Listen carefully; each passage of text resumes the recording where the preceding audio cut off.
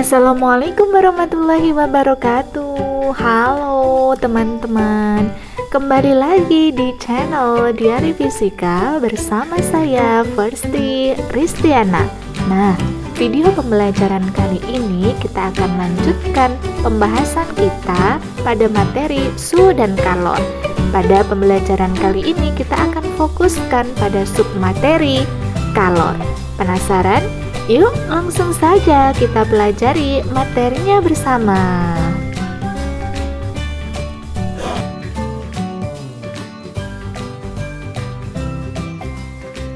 Nah, teman-teman, yuk kita lanjutkan pembahasan materi tentang suhu dan kalor, khususnya kita fokuskan pada submateri kalor.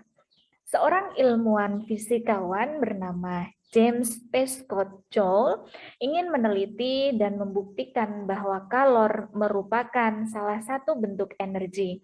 Dan berdasarkan hasil penemuan dan penelitiannya, Joule menyimpulkan beberapa hal sebagai berikut. Yang pertama, kalor merupakan energi, yaitu energi panas. Kemudian yang kedua, kalor berpindah dari benda bersuhu tinggi ke benda bersuhu rendah hingga terjadi kesetimbangan termal. Yang dimaksudkan kesetimbangan termal di sini adalah apabila terjadi pencampuran dua buah benda ya dengan suhu tinggi dan suhu rendah, maka kedua benda tersebut akan mengalami kesetimbangan termal. Artinya kedua benda akan mencapai suhu yang sama. Kemudian yang ketiga, di sini Joule juga menemukan bahwa untuk menaikkan suhu 1 gram dari air, ya, untuk menaikkan suhu 1 gram dari air sebesar 1 Kelvin, dibutuhkan energi sebesar 1 kalori, di mana besarnya 1 kalori ini dapat dikonversi sebesar 4,2 Joule. Nah, selanjutnya kita akan lanjutkan di sini masih dengan pembahasan kalor yang dijelaskan bahwa kalor merupakan bentuk energi. Artinya, jika kalor ini merupakan bentuk energi, maka energi dari kalor atau energi panasnya ini dapat diubah menjadi bentuk energi lain. Sebagai contoh sebagai berikut, teman-teman. Misal ya, di sini ada contoh makanan dan minuman. Makanan dan minuman ini mengandung energi kimia.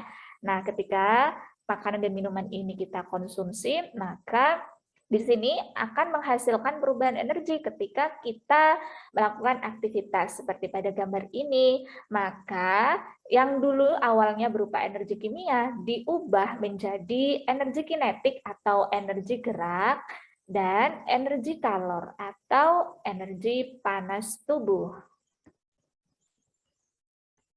Oke, kita lanjutkan untuk pembahasan kalor jenis. Nah, pada pembahasan ini kita ambil suatu analogi seperti berikut. Mana yang lebih lama, memasak air 1 kg atau 2 kg? Nanti teman-teman juga bisa coba di rumah ya, dengan memasak air yang jumlahnya sedikit dan lebih banyak. Kalau di sini kita simbolkan 1 kilo dan 2 kilogram. Nah, ternyata berdasarkan percobaan, maka yang lebih lama adalah ketika kita memasak air yang masanya lebih besar, teman-teman. Sehingga dari sini kita bisa simpulkan bahwa besarnya energi panas atau kalor di sini akan sebanding dengan massa. Kemudian, asumsi yang kedua, semakin banyak kalor yang diberikan, bagaimana kenaikan suhunya? Nah, nanti teman-teman juga bisa coba ya, ketika memasak air secara lebih lama dan lebih sebentar, maka mana yang suhunya akan lebih besar. Nah, berdasarkan hasil pengamatan dan percobaan juga didapatkan bahwa Q atau kalor sebanding dengan delta T. Sehingga dari dua buah fenomena ini, maka kita bisa simpulkan bahwa Q besarnya kalor di sini akan sebanding dengan M, massa, dan delta T, yaitu kenaikan atau perubahan suhunya. Lalu, mari kita amati data pengamatan memasak air seperti berikut ini. Teman-teman, di sini disajikan tabel pengamatan ya. Kita bisa lihat nilai Q atau kalornya, di sini nilai massa dari airnya yang berbeda-beda, delta T-nya seperti ini ya teman-teman.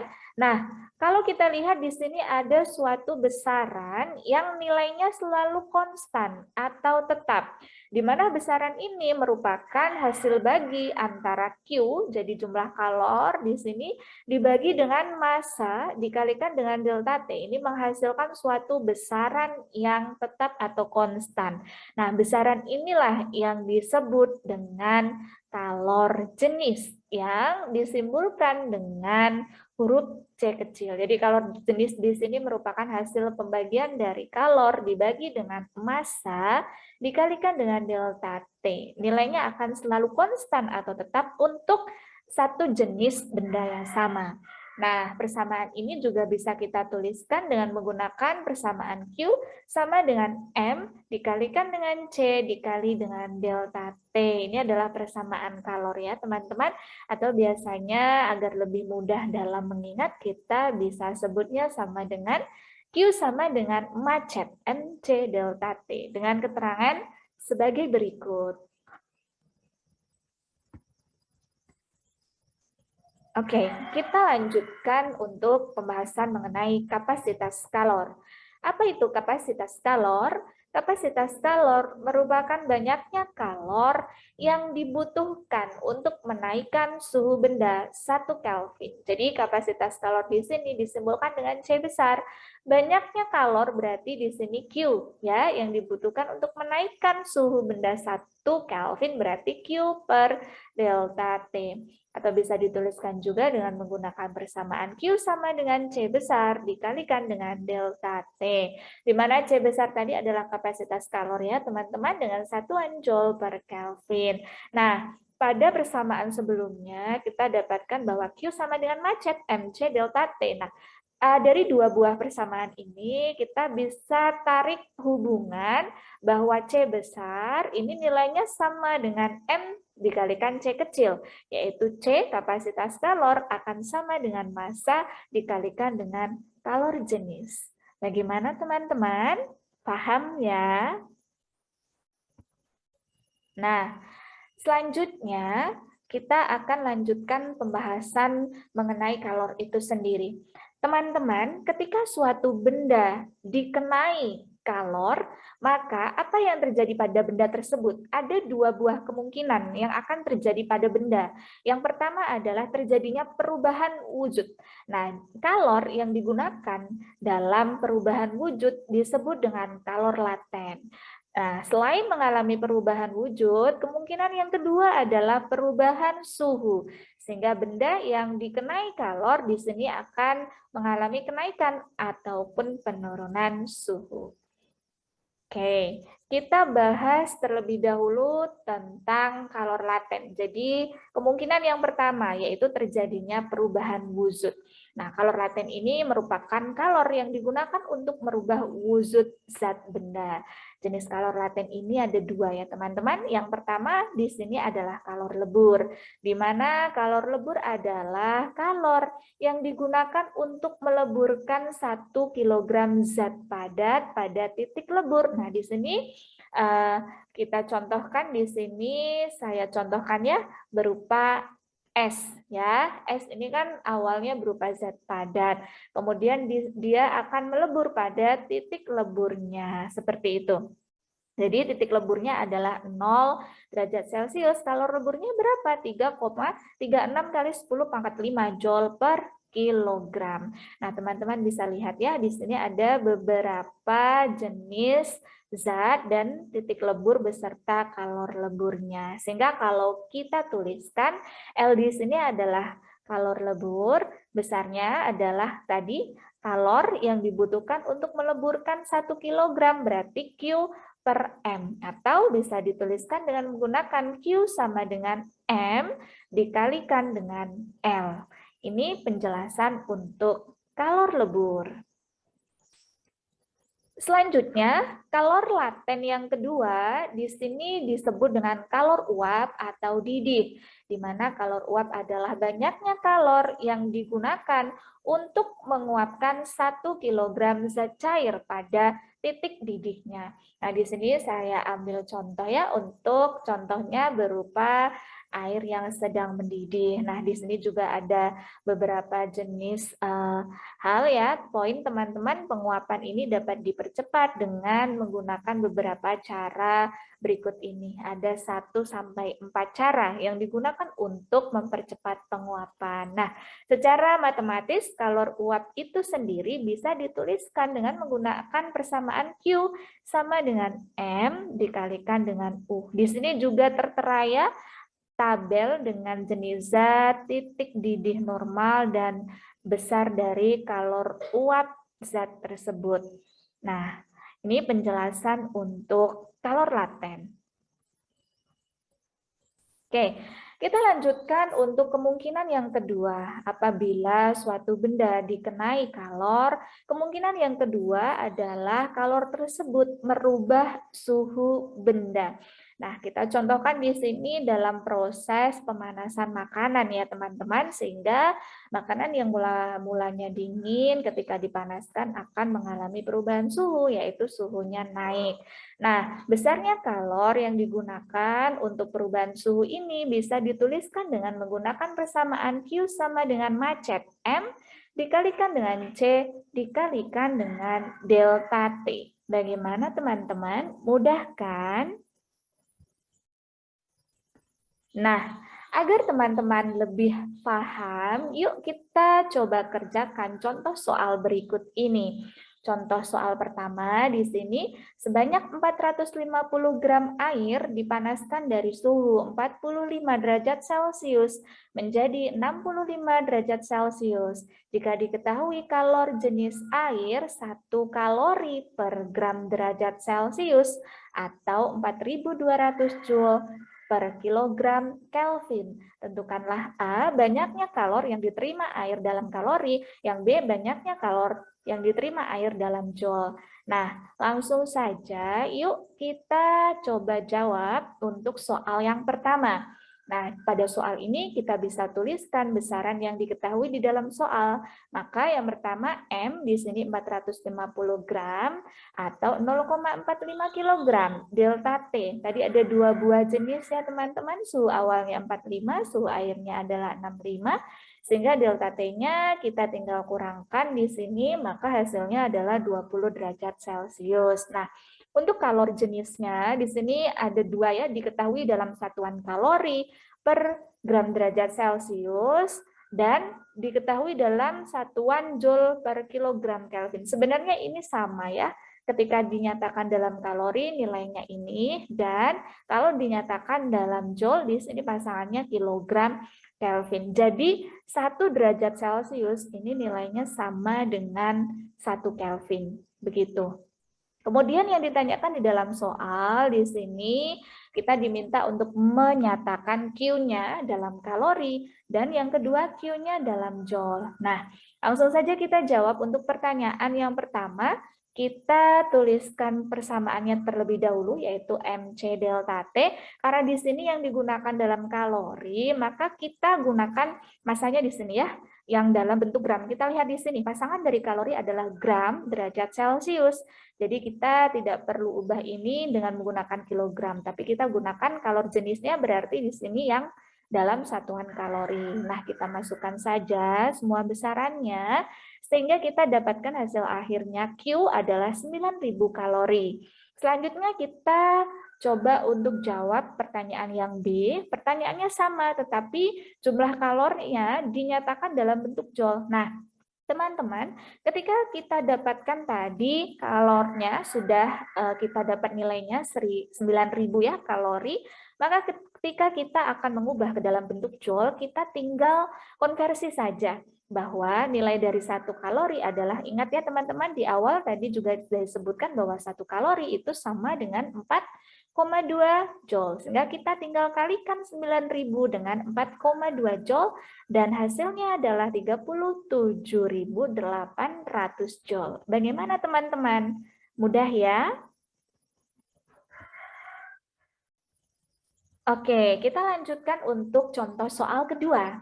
Kalori yang dibutuhkan untuk mengubah suhu 900 gram es dari suhu min 10 derajat Celcius hingga seluruhnya menjadi air bersuhu 20 derajat Celcius adalah, di sini diketahui juga kalori jenis air adalah 1 kalori per gram derajat Celcius, kalori jenis es 0,5 kalori per gram derajat Celcius, kalori lebur es adalah 80 kalori per gram.